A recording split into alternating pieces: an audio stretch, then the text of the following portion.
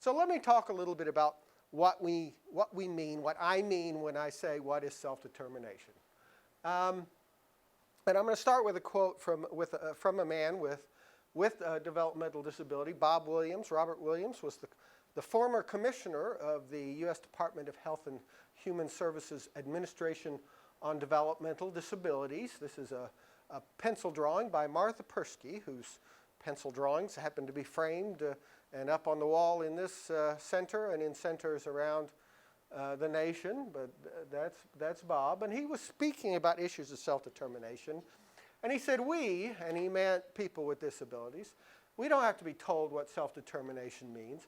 We know it is just another word for a life filled with rising expectations, dignity, respect, and opportunities. And I want you to hear what he has to say, because we're going to hear these same things from people with disabilities. They talk about these issues of self-determination.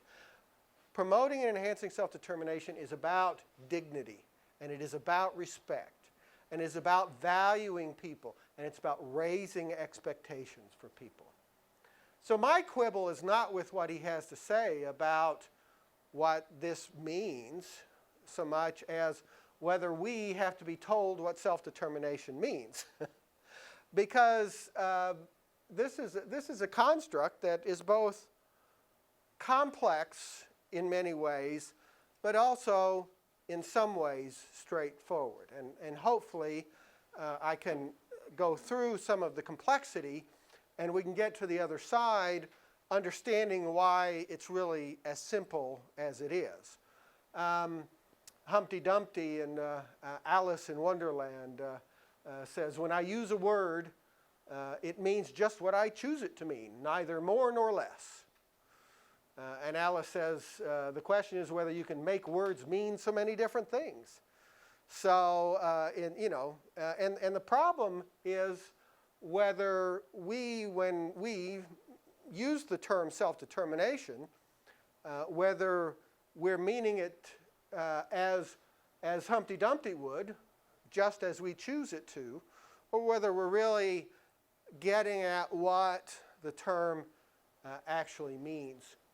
And particularly, self-determination, as I'll talk about, as we're going to be talking about, is a construct that has emerged out of philosophy from the late 1600s and been used in a variety of human services fields, including social work, including psychology, including education, and education being kind of the latecomer to that.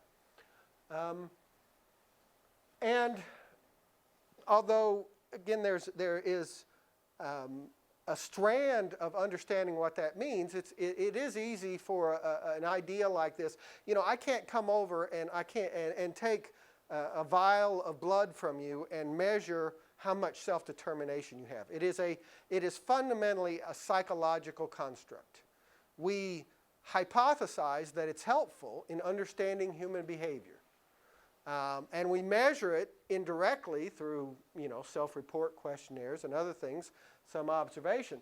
So for scientific terms like this to be helpful, we really are looking for two primary criteria: clarity and utility. Because if I say that we're going to focus on issues of self-determination, and everyone in the class thinks that means something different, then not only do we not have clarity in what it is, but there's very little utility. Nothing I'm going to say is going to mean the same to everyone else. And if you get into the disability world, you will begin to see that people have different understandings, and in many cases, I would argue, misunderstandings of what is meant by self-determination. So what I want to do is to try and walk us through a process that helps us to, in some sense, remove the baggage of surplus meanings from this notion of self-determination. Now, lest you think that I am being generalizing, I did that most 21st century of things. I Googled the phrase, "What is self-determination?" ? And I put that in quotation marks. So, as you all know, that means that Google would only return any documents that actually had the phrase, "What is self-determination?" ? And there were 833 web pages. And I've summarized the first 30 of those on this slide. And I won't read that to you, but as you go down that list, you begin to get a sense that there's not often enough clarity around what we mean by being self-determined. Some people talk about it making a choice. Other people talk about it as a right of people to make a choice, a way to reduce the cost of social services, free will, personal control, participating in the democratic process, being assertive, running one's IEP meeting. There's a lot of meanings bundled into this. So I think that as we move forward, what we want to do is to try to get to the root of what we mean by self-determination. Now, if you go to a dictionary, virtually any dictionary, you will find basically two definitions that refer to two different senses, if you will, of the construct or the term. The first one, and this is strictly a random dictionary, so there was nothing special about this definition. It's to illustrate that we have generally two tracks of thinking. One refers to this notion of a personal sense of the construct. And when we're, as educators and as social workers and as rehab counselors and people working in the field with people with disability and other folks, we'll be talking about this personal sense of the term. How do we enable a person to become more self-determined? And you can see that this definition talks about the determination of one's own fate or course of action without compulsion. So we'll come back to that. If you were to Google self-determination, you would literally come up with tens and hundreds of thousands of hits and pages, most of which would refer to what I'll call a political or corporate sense of the term. Corporate meaning all of us together, not meaning a business headquarters. So the corporate notion of groups of people. And that sense of the term refers to the freedom of a people of a given area, often a nationality, so a geographic area, the right and the freedom of people to determine their own political status. This is roughly synonymous with the notion of independence and autonomy within the context of nations. And so we talk about the right to self-determination as a plank of most modern day political interactions. We enter into conflicts worldwide protecting one nation's right to self-determination when another nation has encroached on that.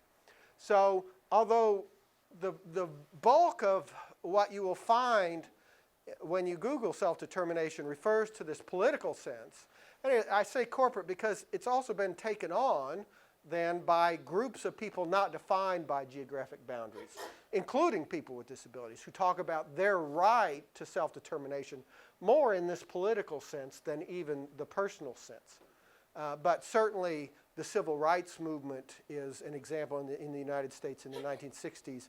The issue of self-determination is one that you hear repeated. In fact, if you the African-American holiday of Kwanzaa, one of the 7 days is in fact the African equivalent, the term is the African equivalent of self-determination, and talking about the rights of people, in this case, people of color, people of African-American heritage, to make decisions about their own destinies and not have those destinies dictated to them by, in this case, a majority culture or community. So now this national, political, or collective sense emerged really in the 18th century as people began to proclaim that it was their right to self-governance and not the right of monarchs that was important. So we saw the movement across history of the movement from,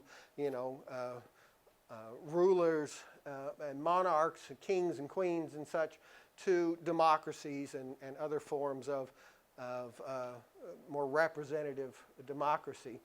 And this kind of codified throughout the 19th and into the 20th century, that the belief that people should have the right and opportunity to determine their own government, that began to spread and gain wide approval. The catalyst for the political use of the term self-determination as it relates to the independence and freedom of peoples in a nation really springs from Woodrow Wilson's speech in 1914, 1917, the 14 points that he proposed as a means to settle the outcome of World War I, half of which basically referred to returning the rights of self-determination to these countries that had been conquered. His argument was that if we try to hover over and control them, that these peoples are going to revolt. But if we enable them to continue self-governance, that they're going to be able to work themselves back into contributing members of the international community. The personal or individual sense of the term, which is what we're going to talk about from this point forward pretty much, emerged, it emerged in the late 1600s. But, in terms of practice, you see the field of social work and social welfare really kind of leading the way in that. There was a book that was published in 1978 that was titled The 75 Years of Self-Determination in the Field of Social Work, basically. And this book, the authors talk about client self-determination as the focal point of the value system in social work. Without self-determination, human dignity and worth are meaningless. So again, those issues of human dignity and worth. So within the field of social work and social welfare, we see self-determination as a basic value in how people are intervened with, if you will. A respect for the rights of people to make their own decisions and to make their own choices. And so what we saw emerging as practice to operationalize this kind of value is that there's a big emphasis on client participation. Great involvement in plan making and responsibility for plan making by people who are in part being supported in the social work, social welfare. Lots of focus on self-help and self-direction and self-expression. And these are similar strategies you see being repeated today in education and in the education of students with disabilities. We see the same kinds of emphasis.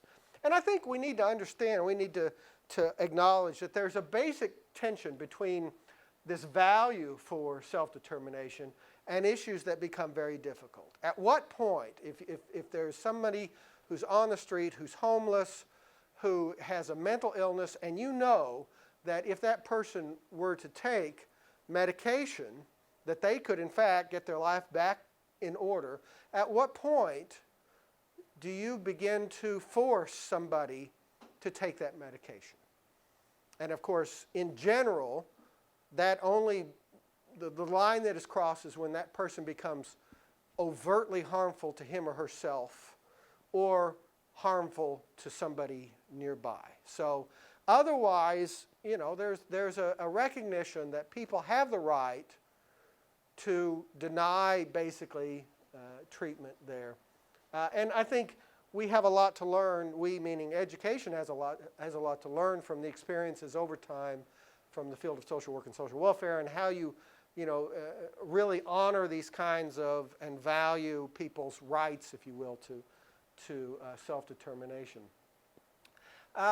It emerged in psychology as a psychological construct as personality psychology emerged as a discipline distinct from general psychology. General psychology kind of emerged out of philosophy and took an experimental approach to answering questions that the philosophy had tried to answer through, bluntly non-experimental means, through thinking and logic and whatever else. By the late 1800s, 1880s, people like William James, who had been trained as a philosopher, were writing. James wrote what is generally agreed to be the first at least English language textbook on psychology. And so by the time that psychology as a discipline was maybe 50 years old, by the 1920s, 1930s, 1940s, subdisciplines began to emerge, and among those was this broader field, or this field of personality psychology.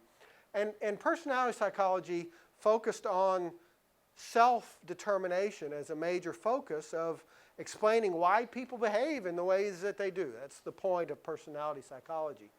And these early conceptualizations of self-determination took up on and from a philosophical doctrine, and that doctrine is determinism. And that leads us to really, I think, getting at the root what we mean by self-determination. Self-determination as a personality construct argues that one's course is determined, and by determined we mean caused by either factors that are either autonomous within oneself or heteronymous, external to oneself. So it's either self-caused or other-caused actions, and we can begin to consider human behavior by those kind of gross divisions of, is this self-caused versus other-caused? And in the early writings, that was autonomous determinism or heteronymous determinism. And the notion of determinism is derived from the philosophical doctrine of determinism that suggests that all action, and in this case human behavior, is caused. Okay?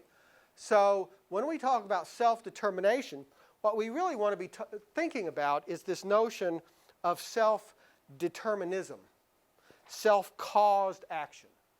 So self-determination or self-determinism is fundamentally about self-caused versus other-caused action. Okay, so that's the first point to make as we explore what we mean by this. Now, let me spend a few moments talking about, before we get back to that, keep that thought in mind. Self-determination is self-determinism, self-caused versus other-caused action. And let me speak for a moment about what self-determination is not, so that we can kind of move past that, because people tend to equate self-determination as meaning something other than self-caused action. And in fact, if you think about the meaning of the English word determination, you get a sense of why those misunderstandings occur.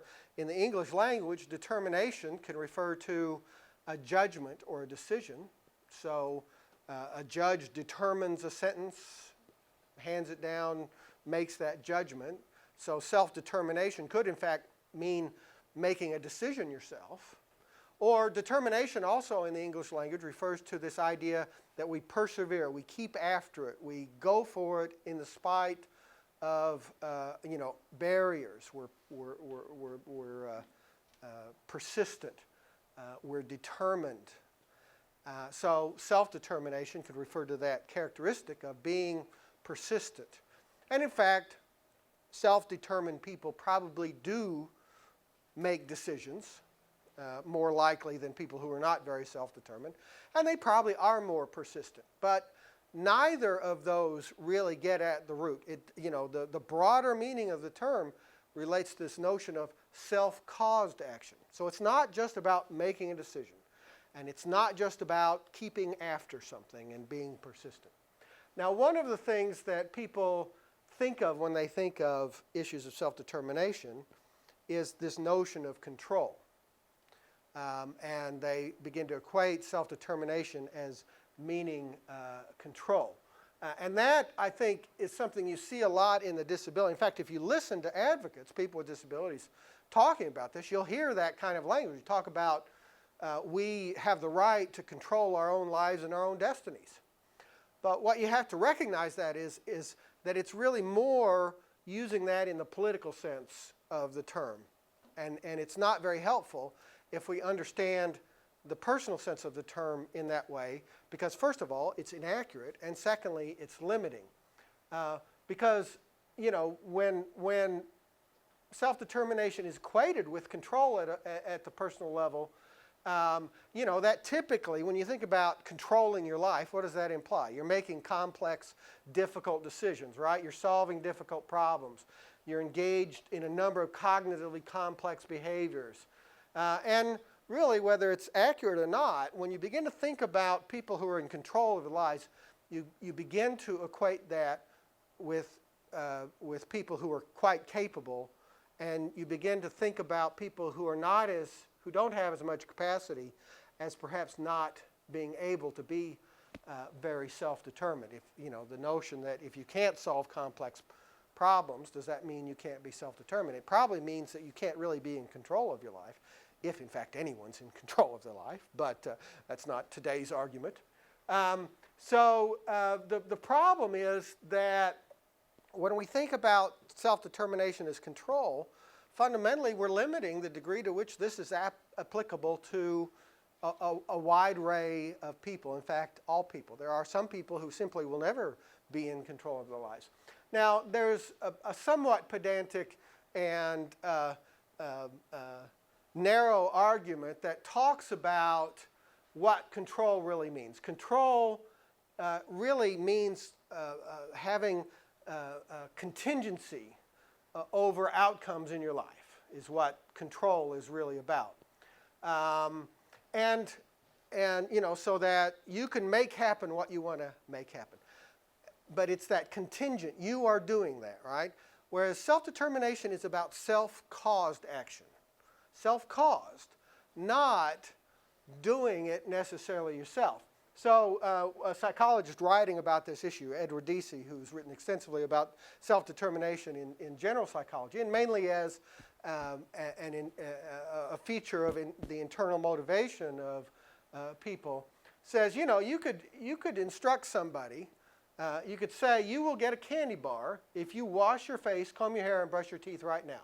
And that person could control the outcome of getting a candy bar by doing what was required, right? So you have control. And yet in no way does that reflect self-caused action or behavior. That is other-caused action. You are acting in a certain way because somebody else told you to do this. And if you spent any time in institutions for people with developmental disabilities or group homes or other congregate settings, you see these kinds of contingency kinds of things. Do this and you will do this. And you begin to get a sense of what a controlling environment many of these places are. The control being really on the part of the professionals and those people who are trying to provide the kinds of supports and services in those kinds of settings. So, you know, we could come up with other examples, but fundamentally, being self-determined really has nothing to do with being in control. It's causing things to happen in your life.